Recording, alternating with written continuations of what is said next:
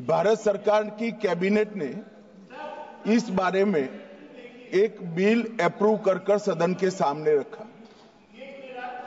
आपके द्वारा ये बिल जॉइंट पार्लियामेंट्री कमेटी को दिया गया, जिसका विपक्ष का भी बड़ा आग्रह था। कमेटी ने इस पर सुविचारित रूप से अपना मत प्रकट किया। वो जो मत प्रकट हुआ, वो मत फिर से कैबिनेट के सामने गया। कमेटी के जो सुझाव थे, ये भारत सरकार की कैबिनेट ने स्वीकार किए और अमेंडमेंट के रूप में किरण रिजिजू जी लेकर आए। ये तभी होता है जब ये ऑफिशियल अमेंडमेंट कैबिनेट की अनुमोदन के बगैर आता है। मान्यवर, मैं नहीं मानता इसमें कोई पॉइंट ऑफ ऑर्डर है, और आपका ही आग्रह था कि कमेटी ज्वाइंट पार्लियामेंट्री कमेटी बने। अगर कमेटी ने कोई बदलाव ही नहीं करने हैं तो ये कांग्रेस जैसी कमेटियां नहीं, हमारी लोकतांत्रिक कमेटी है मान्यवर, जो दिमाग चलाती है। कांग्रेस के जमाने में कमेटियां होती थी जो थप्पा लगाती थी। हमारी कमेटी चर्चा करती है, चर्चा के आधार पर विचार करती है और परिवर्तन करती है। अगर परिवर्तन को स्वीकार ही नहीं करना है तो कमेटी काहे को लिए है भाई?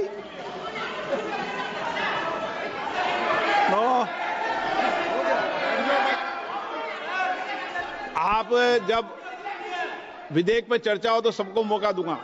अभी 0 ओवर पर मानने के मैं इस पर अपनी व्यवस्था देता हूं।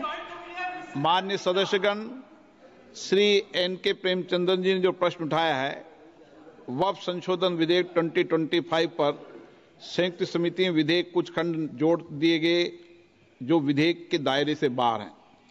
इस विषय पर मैं माननीय सदस्यों का ध्यान कौल और शकदर द्वारा रचित संसदीय पद्धति और प्रक्रिया की ओर आकर्षित करना चाहता हूं कि संयुक्त समिति की किसी भी विधेयक में संशोधन करने की शक्तियां बड़ी व्यापक और विस्तृत है। समिति किसी भी विधेयक में पूर्ण रूप से संशोधन कर सकती है या उसको पूर्णतः नया प्रारूप तैयार कर सकती है तथा विधेयक के सिद्धांत में परिवर्तन किए बिना उसका पूरा नाम और संक्षिप्त नाम भी बदल सकती है।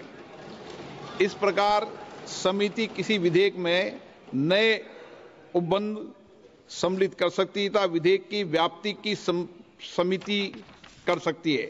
विगत में कई संयुक्त समितियों ने विधेयकों में ऐसे संशोधन किए हैं। श्री किरण रिजिजू जी